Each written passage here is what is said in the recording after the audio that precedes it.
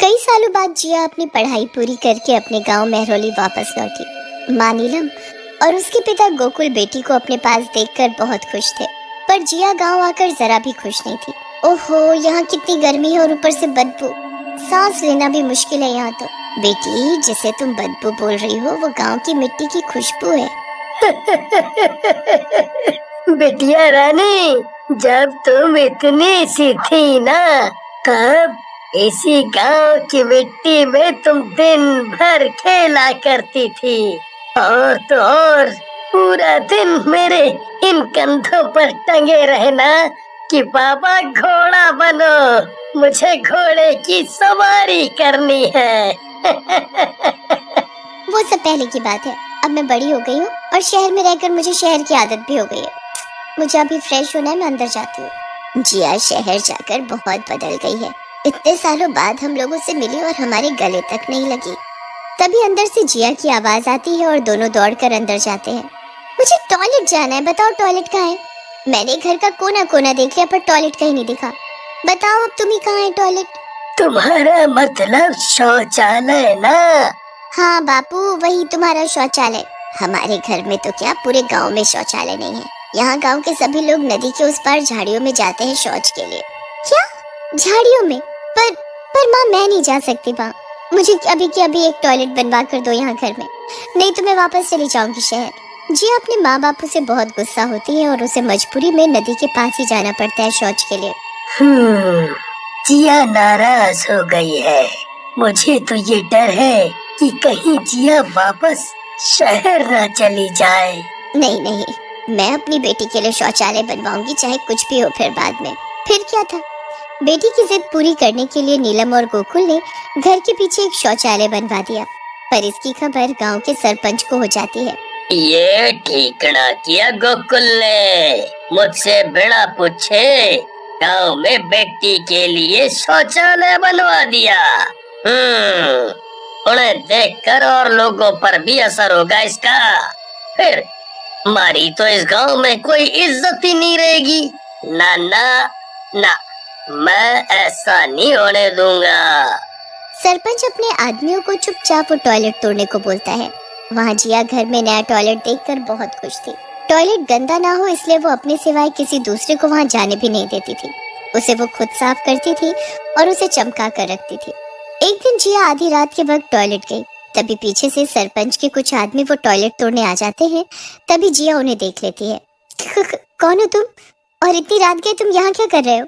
ए लड़की, हट जा यहाँ से, क्योंकि हम तुम्हारा ये शौचालय तोड़ने आए हैं। मैं तुम्हें ऐसा नहीं करने दूंगी। अभी शोर मचाकर लोगों को इकट्ठा करती हूँ, रुको। इससे पहले कि जिया शोर मचाती, उसमें से एक आदमी पीछे से जिया के सिर पर डंडा मार देता है।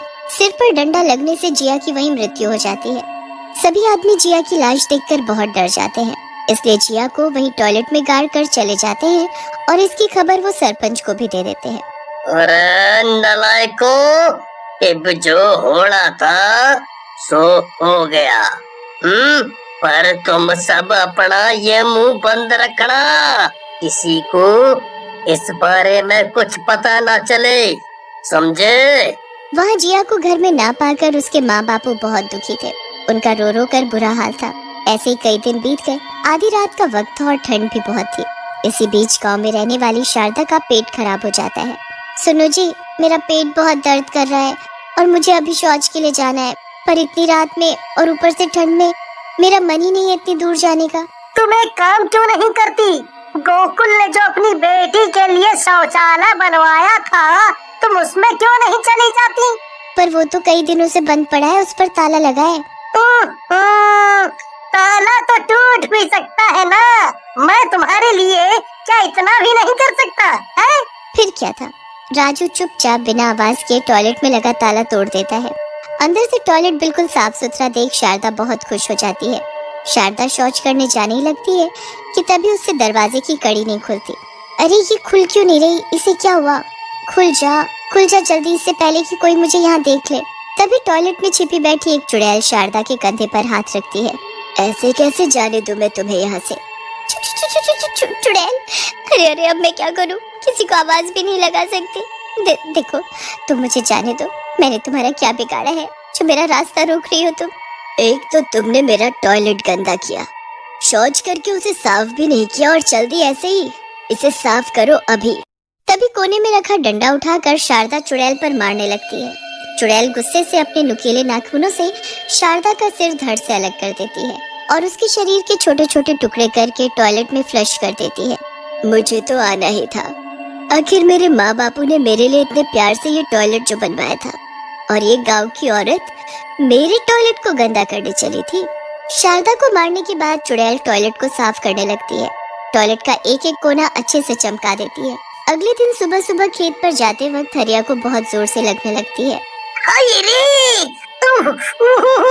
ये मेरा पेट, इसे भी अभी रास्ते नहीं आनी थी क्या? यहाँ कहाँ जाऊँ करने? अब तो बिल्कुल भी और नहीं रोक सकता। मुझे अभी जाना होगा। अरे ऐसा करता हूँ कि मैं चुपके से उस शौचालय में चला जाता हूँ। अभी तो यही सही लग रहा है। भाग हरिया भाग, जल्दी भाग, नहीं तो निकल जाएगी। जैसे ही हरिया शौचालय का दरवाजा खोलता है तो वहाँ वही चुड़ैल घूंघट ओढ़े शौचालय को साफ कर रही होती है। अरे ये सफाई करना बंद करो और यहाँ से बाहर निकलो, मुझे बहुत जोर से लगी है। चुड़ैल चुपचाप वहाँ से बाहर आ जाती है। मजा आ गया इतनी साफ सफाई वाली जगह पर। हरिया जब शौच करके बाहर निकलता है। रुको, जब तक तुम इस टॉयलेट को साफ नहीं कर देते तुम यहाँ से नहीं जा सकते। चुड़ैल फौरन अपने चेहरे से घूंघट हटा लेती है और हरिया की गर्दन पकड़ लेती है। तुम लोग कभी नहीं सुधर सकते। गंदगी में तुम लोगों को रहने में बहुत मजा आता है ना, तो लो गंदगी में ही मरो जाकर। चुड़ैल हरिया को जान से मार देती है और उसके भी छोटे छोटे टुकड़े करके टॉयलेट में फेंक कर फ्लश कर देती है। अब मुझे ये टॉयलेट फिर से साफ करना होगा, सारा गंदा कर दिया। अगले दिन मैं 2 दिन से देख रही हूँ कोई औरत उस शौचालय को दिन रात साफ करती रहती है। अगर उसमें कोई जाता ही नहीं है तो गंदा करता ही कौन होगा? वो तो ठीक है बहन, ये सोचो कि अगर सरपंच को पता चल गया कि ये शौचालय किसी ने उनसे पूछे बिना खोल दिया है तो उसका क्या हर्ष होगा। तभी सरपंच पीछे से आ जाता है। अरे पता चलेगा नहीं, पता चल गया है। आज मैं इस औरत ने बड़ी कड़ी सजा दूंगा। सरपंच चुड़ैल के नजदीक जाता है और बोलता है, इस शौचालय को इब्बी के इब्बी बंद कर, ना तो अपनी जान से जाएगी। तुम मुझे मारोगे? हाथ लगाकर तो देखो। सरपंच जैसे अपने मिट्टी वाले जूते उस टॉयलेट के पास रखता है तो चुड़ैल गुस्से से सरपंच को पीछे धक्का दे देती है। सरपंच दूर जाकर गिरता है। ये मेरा टॉयलेट है, इसे कोई भी गंदा नहीं कर सकता।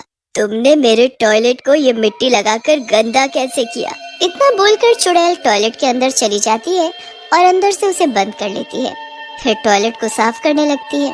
अगले दिन सरपंच पूरे गांव में ये बात बोल देता है कि नदी के पास तो क्या कहीं खुले में भी कोई शौच नहीं करेगा, सभी शौच के लिए उसी शौचालय में जाएंगे। फिर क्या था, अगले दिन उस टॉयलेट के सामने लोगों की लाइन लग गई।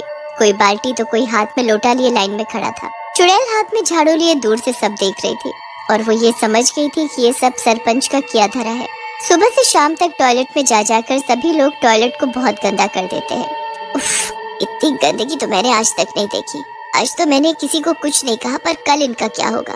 सुबह के 4 बजते ही लोग शौच के लिए टॉयलेट जाने लगे। इस पखाने को फिर से चालू करके सरपंच जी ने बहुत ही अच्छा किया। अब हमें दूर नहीं जाना पड़ता। मैं तुम्हें इतनी दूर भेजूंगी कि वहाँ से कभी वापस नहीं लौटोगी। मेरे टॉयलेट को गंदा करके तुम सब चैन की नींद सो रहे हो। इसे अभी के अभी साफ कर, नहीं तो मैं तेरा इस दुनिया से सफाया करने वाली हूँ। झुमरी चुड़ैल को देख बेहोश होकर वहीं गिर जाती है। चुड़ैल उसे मारकर वही टॉयलेट की सीट में फ्लश कर देती है। उसके बाद एक एक करके सभी आते गए और चुड़ैल के हाथों मारे जाते। एक दिन टॉयलेट साफ करते वक्त गांव का एक आदमी चुड़ैल का चेहरा देख लेता है और वो फौरन सरपंच को ये बात बता देता है। सरपंच के आदमियों को देख चुड़ैल उन्हें फौरन पहचान लेती है और उन्हें एक एक करके मारने लगती है। तभी उसमें से एक आदमी बोल पड़ता है कि उसने वो सब सरपंच के कहने पर किया। शोर सुनकर पूरा गांव वहां इकट्ठा हो जाता है और उनके सामने भी सरपंच की असलियत आ जाती है। जिया मेरी बेटी, हमें माफ कर दो, ये सब हमारी वजह से हुआ। चुड़ैल पहले तो सरपंच से पूरा टॉयलेट साफ करवाती है फिर उसे गंदे नाले में फेंक देती है। नाले की बदबू सहन न होने की वजह से सरपंच उसी गंदे नाले में डूबकर मर जाता है।